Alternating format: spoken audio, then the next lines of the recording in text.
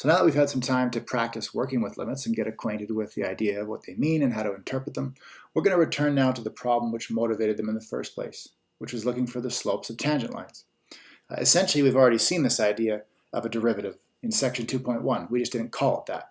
But when we were talking about when we drew the pictures for instantaneous velocity and the slopes of tangent lines, we were talking about the derivative. We just didn't know it at the time. But now we're actually going to define the derivative officially, which is what this section is about. Okay, so we'll start with the idea of differentiability, because we need to start with that first. So a function, let's say you've got a function f, is differentiable. Now differentiability is a point that, is a property that a function either has or does not have at a particular point. So we can say a function f is differentiable at the point x equals a if the following limit exists. So here's the limit. It's the limit as h goes to 0 of f of a plus h minus f of a all divided by h.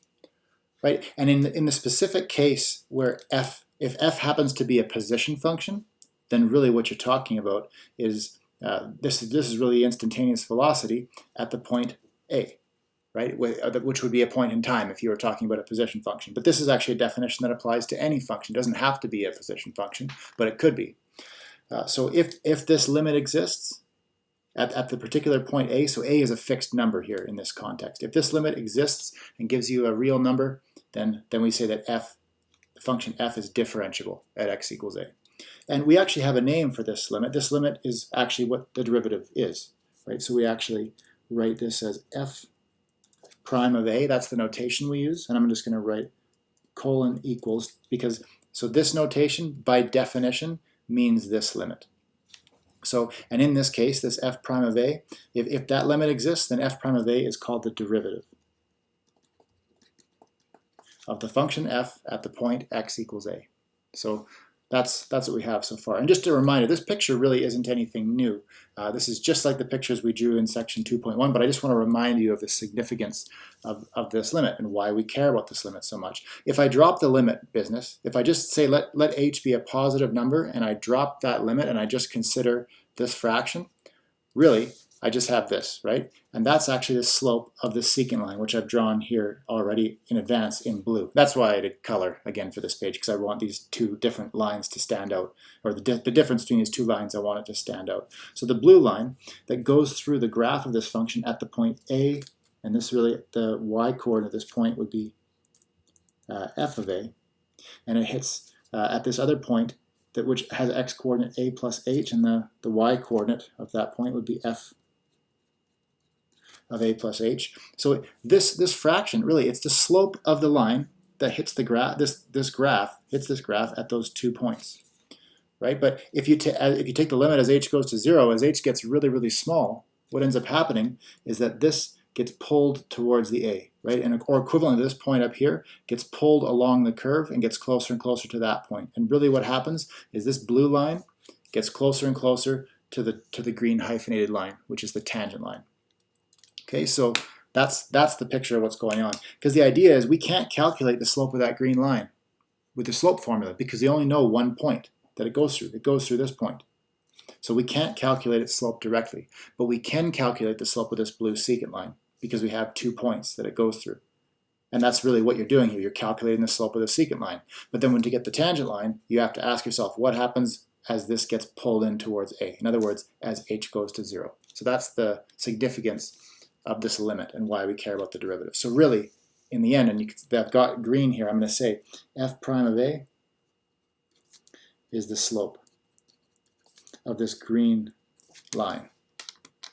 And this is actually called the difference quotient. This f of a plus h minus f of a all over h, that's called the difference quotient. And that's going to give you the slope of the blue line. So how should we write this? Let's say slope equals f of a plus f of a plus h minus f of a all over h. And I want to make it clear this points to the blue line. So the blue line has a slope given by this, but if you take the limit as h goes to 0, you get f prime of a.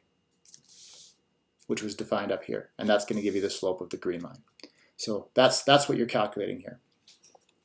Okay, and then, like I said, this is called the difference quotient right here. Let's write that down. Is called the difference quotient.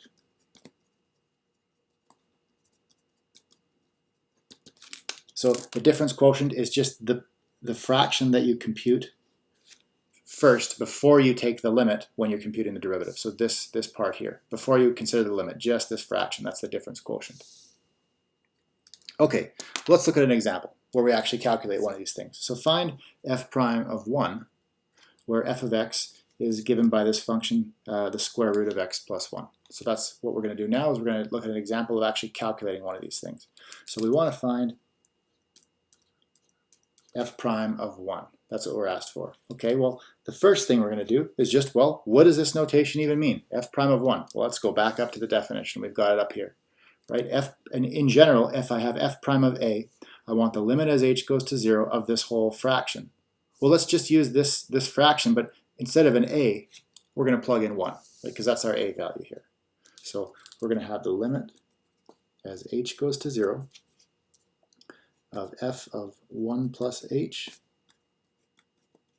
minus f of 1 all over h. So that's all we did, was just apply the definition. We haven't done anything more than that, right? All we did was apply this definition. But now what are we going to do? Well, now you want to unwind what this function f actually does to these two input values. Because f of 1 plus h, well, here's the function over here. Let's write some work down over here. Let's just write some separate calculations. What's f of 1 plus h? Well, we're going to plug 1 plus h into this function. So we're going to get the square root of 1 plus h plus 1. Right, that's what you get. But we can simplify that a bit. 1 plus h plus 1, that's just going to be h plus 2. So let's write this as the square root of h plus 2. Okay, but now we also need f of 1. Let's write that down over here too. It's nice to do some work off to the side so we can work in little bits at a time. It just saves you a lot of effort that way. Rather than having to continually write out this whole expression every time you do a single step. Sometimes it's nice to work with smaller bite-sized pieces. So f of 1, well, let's plug 1 into f and see what we get. We're going to get the square root of 1 plus 1, which is the square root of 2. Okay, great. So these two pieces are actually these two values, so we're going to plug them in here. So the limit as h goes to 0, we haven't even touched that yet, so that's going to stay out in front. We've got the square root of h plus 2 minus the square root of 2, and that's all over h. So that's what we get so far. Okay, and now this doesn't look so bad. This is the kind of things we've already been dealing with limits like this, right? You have a square root, maybe we'll multiply by the conjugate. It should be okay. We'll limit as h goes to 0. Usually we had limits in terms of the variable x quite often, but there's no reason it had to be in terms of x, so now we can work in terms of h. So it's actually just, this isn't really anything new now that you've had. This is stuff we've seen before. So we're going to solve it by multiplying by the conjugate. So our next step is going to be the same fraction, but then we'll multiply by the conjugate.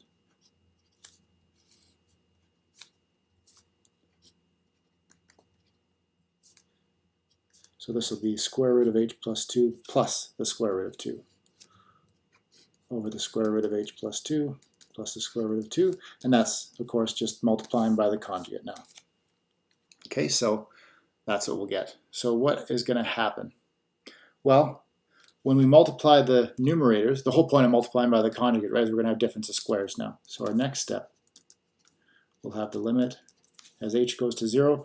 We're going to have the square root of h plus 2 all squared minus the square root of 2 squared all over h, and then times this block down here that didn't get dealt with yet. So we've got square root of h plus 2 plus the square root of 2. Okay, so that's what you get. And then now, of course, this is going to simplify a bit, right? Because the square root of h plus 2 squared is just going to be h plus 2. So our numerator is going to get nice. So we're going to have h plus 2. And then the square root of 2 squared is just going to be 2. And then on the denominator, we'll have h. Well, the denominator is not going to change, so we'll have the exact same thing for the denominator. Okay, and now our numerator, well, the 2's cancel, and you're just going to get h on the numerator. So we get the limit as h goes to 0 of h over h times root h plus 2 plus root 2. And guess what? Now the fun part, right? Now we get to cancel those h's. And now I can fit it in down here. I got just enough room, so we're going to have the limit as h goes to 0 of 1 over root h plus 2 plus root 2. Okay, so that's what we have. And now, well, let me take a moment and just go back up to the limit definition of the derivative, which is really what this is sometimes referred to, the limit definition of the derivative. What would happen in this case if you just look at this limit? Remember what I said? We often will just plug in 0 right at the beginning. Even if you don't write anything down, you just run through the mental process of plugging in whatever this value is. Just plug it in for the value and see what you get. Just see what happens, just out of curiosity, right? And what would happen if you did that? You'd have f of a plus 0, which is just f of a, minus f of a. So the numerator would be 0. But then if you plug in h equals 0 down here, you'd have a denominator of 0 as well. So really, you'd have a 0 over 0 type. So in other words, no matter what the function is at all, this is by design, this limit is going to be a 0 over 0 type, which is kind of interesting. No matter what the function is, you're always going to get a 0 over 0 type if you plug in the value right at the beginning. So certainly that's not going to be a good method for evaluating these limits, but it's interesting to know. So back at this stage, if you plug in h equals 0 here, you get f of 1 minus f of 1, which is 0. And then you plug in 0 down here, you get 0 on the bottom, so you'd have a 0 over 0. Same here, if you plug in h equals 0, you'd get a 0 over 0, right? And all these steps along the way, it's not actually until this step now. If you ask yourself, what happens if I plug in h equals 0 at this stage? Because this is a continuous function, which is defined when h is equal to 0, right? All these other expressions here and here, they were not defined at h equals 0 because they had an h in the denominator. But the second we canceled those, that's why this works. Because now, look, this is defined when h is equal to 0. If I plug in h equals 0, which is what I'm going to do to actually take the limit now, I get 1 over the square, well, this would be the square root of 0 plus 2, right? So this would be root 2 plus root 2 on the denominator, right? So that's fine. It's a weird number, but it's still defined. So I have 1 over 2 times the square root of 2, right? If I combine those like terms on the denominator, so that's what I get. I get 1 over 2 times the square root of 2, and that is how you can evaluate that limit. Now, what on earth does that even mean, though? And that's what we're gonna just kind of clarify at the beginning of the next beginning of the next page. Pardon me. We'll draw a picture and clarify what exactly this quantity is giving us.